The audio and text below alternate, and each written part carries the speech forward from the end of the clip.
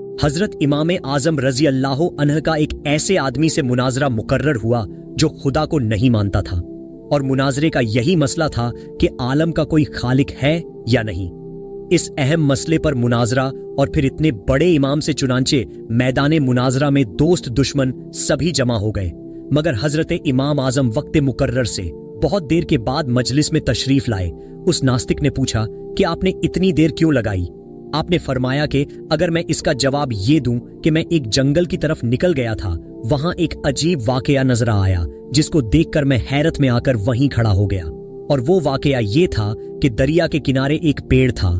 देखते ही देखते वो पेड़ खुद ब खुद कटकर जमीन पर गिर पड़ा। फिर खुद उसके तख्ते तैयार हुए।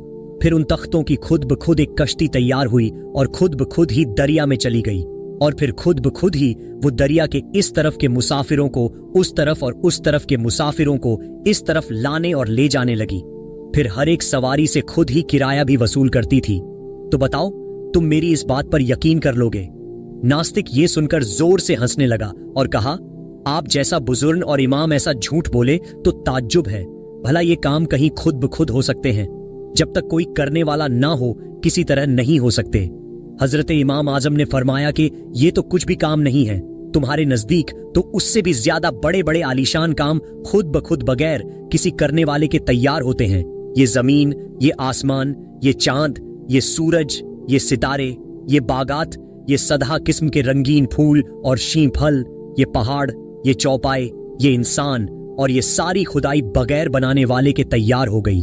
अगर एक कश्ती का बगैर किसी बनाने वाले के खुद ब खुद बन जाना झूठ है, तो सारे जहान का बगैर बनाने वाले के बन जाना इससे भी ज्यादा झूठ है। नास्तिक आपकी तकरीर सुनकर एकदम खुद हैरत में आ गया और फौरन अपने अकीदे से तायब होकर तौबा की ओर मुसलमान हो गया। इस कहानी से सबक, इस कायनात का यकीनन एक खालिक है जिसका नाम अल्लाह है, और वजूदे वारी का इनकार अक्ल के खिलाफ है।